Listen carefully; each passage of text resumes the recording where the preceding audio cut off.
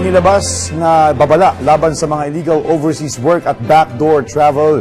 Ating tatalakayin kasama si Ms. Dana Sandoval, ang tagapagsalita ng Bureau of Immigration. Ms. Dana, magandang tanghali po. Welcome back sa Bagong Pilipinas ngayon. Magandang tanghali po sa inyo. Ma'am, 11 Pilipino po ang kamakailang na repatriate mula sa Malaysia matapos umanong mabiktima ng illegal recruitment. Ano po ang naging kalagayan ng mga kababayan nating ito at ano po yung natuklasan ng BI sa kanilang kaso? Yes, sir. Actually, isa lang po sa mga grupo ng mga na-repatriate, no? Tuloy-tuloy po yung mga repatriation ng ating European, gagawin po sa mga kababayan natin. Nabibiktima na po ng illegal recruitment. Dito po medyo malaki-laking grupo. 11 Filipinos were repatriated from Malaysia. Ito po mga kababayan natin ay nabalitaan po natin ay umalis via backdoor when they are in the Philippines, in-interview po sila. At kinakwento po nila na sumakay po sila ng bangka para makatawid po papunta sa Malaysia, kung saan po nirecruit sila para magtrabaho illegally ng iba't ibang mga occupation. Okay. Ms. Dana, sa inyo pong investigasyon, ito po sa 11 ito, ilan po dito yung dumaan sa tinatawag na backdoor o hindi otorisadong ruta palabas ng bansa? At paano po ito nagagawa ng mga illegal recruiters at bakit patuloy pa rin ito nangyayari? Doon po sa interview sa kanila, actually majority po sa kanila ay umalis via backdoor. Ang kwento po nila ay sumakay po sila ng bangka upang makarating po sa bansang Malaysia, kung saan po ni-recruit sila upang magtrabaho po.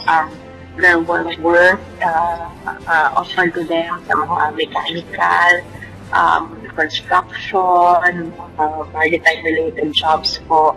Tapos sa kanila ay ginawa pong entertainer.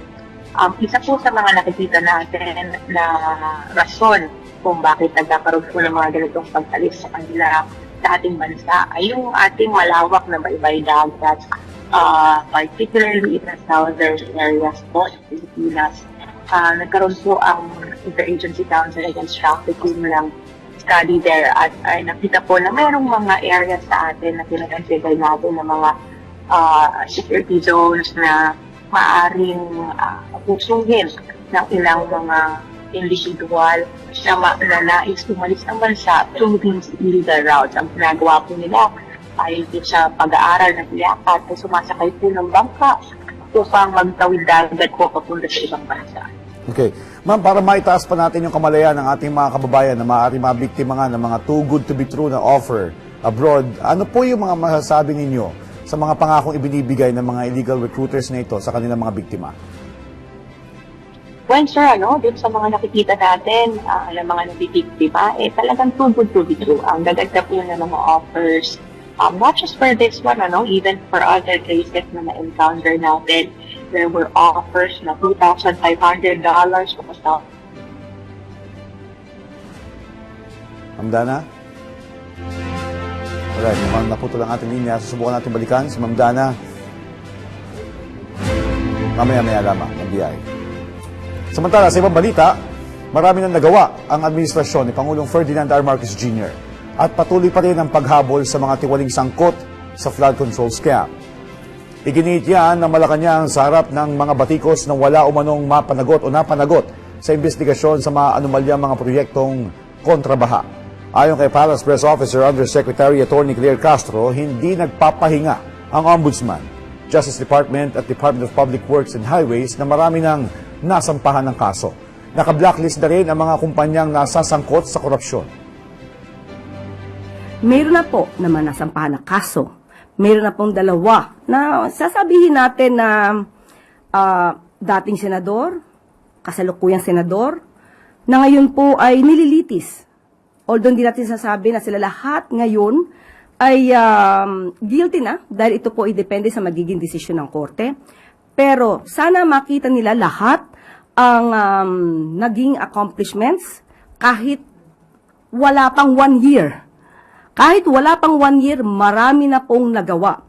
Nagkaroon na rin po ng freeze ng assets ng mga sinasabi nating maaaring sangkot sa flood control mess. So sana po ay makita nila ito at wag naman sabihin walang ginagawa ang gobyerno dahil wala pa 1 taon pero marami na po ang nagawa kung ikukumpara sa mga nakaraang administrasyon. Sa puntong ito, balikan natin si Ms. Dana Sandoval ng Bureau of Immigration. Ms. Dana, naputol po tayo dun sa too good to be true na pangako sa ating mga kababayan. Yes, sir, no, yung mga offers nitong mga illegal recruiters na ito ay talagang too good to be true. There are offers na malalaking sweldo, mga citizenship, bibigyan sila ng citizenship at malalaking sweldo. Pero pagdating doon ay hindi ito totoo. Paulit-ulit po ang nangyayari doon po sa mga nakikita natin. It's the same offers, it's the same stories, it's the same motives. Pero yung mga kababayan po natin ay tuloy-tuloy pa rin pong nabibiktima. At sa tingin po natin, talagang yung social media plays a big role dito sa recruitment process na ito. That's why we want the message out. Gusto natin malaman ng ating mga kababayan na hindi po totoo itong mga ganitong offers at mag-ingat tayo sa mga nakikita natin on social media. Okay. And Ms. Dana, maliban po dun sa panganib na hindi nga totoo yung, o hindi totoo yung mga ino-offer sa kanila na too good to be true abroad, ano-ano pa po yung mga ibang panganib na maaaring kaharapin ng ating mga kababayang Pilipino na bumabiyahe sa pamamagitan ng backdoor routes sa halip po na dumaan sa legal na proseso ng pag-alis ng bansa? Yes, yung pinakapagbiyahe pa lamang po ay isang masalimuot na pamamaraan dahil hindi po ito ligtas, ito po ay illegal at dumadaan po sa treacherous waters ng southern areas po natin. Yung biyahe pa lang po yun. But the actual work na hinaharap po nila doon, marami rin pong risks na involved doon sa actual work dahil wala pong proper protection ng mga kababayan natin. In many cases po, naiipit sila, hindi nila hawak ang kanilang mga pasaporte, hindi nila nakukuha ang tamang sweldo, at nagiging prone na sa abuse at pang-abuso, pananakit, at exploitation doon sa bansang kanilang pinupuntahan. Okay. And ano naman po ang ginagawa sa ngayon ng Bureau of Immigration kasama ng iba pang ahensya para pumatukoy at mahuli at mapanagot ang mga sindikato ng illegal recruitment at human trafficking na ito? Yes, bilang parte po ng Interagency Council Against Trafficking, ang Bureau of Immigration po, ay tuloy-tuloy ang pakikipag-ugnayan sa mga member agencies ng IACAT upang ma-strengthen natin itong ating laban against human trafficking. Una po sa lahat ay inaaral natin yung mga latest trends in human trafficking, yung mga modus na bago. Iba't iba po yung mga naglalabas ang modus ngayon. May mga bago po na nag-recruit ng mga kababayan natin upang magtrabaho in security sector sa ibang bansa po. May mga friends pa rin po kung saan sila ay pinagtatrabaho sa mga alleged BPOs pero scam hubs pa lang. Patuloy pa rin po itong mga friends na ito. At yan po ay nakikita natin sa borders sa immigration area. Itong mga informasyon po na ito ay ibinabati po natin sa IACAT na siya po nagpo-continue ng investigation through the National Bureau of Investigation. Ang NBI po ang pinutugis doon sa mga recruiter at doon sa mga links itong mga sindikatong ito dito sa Pilipinas o kung saan man po. At ang Department of Justice ang nagtutuloy ng prosecution laban po dito sa mga recruiter na ito. Kasi sa atin po, ang pinakamahalaga ay mahanap, mahuli at makasuhan po sa mga recruiters na ito.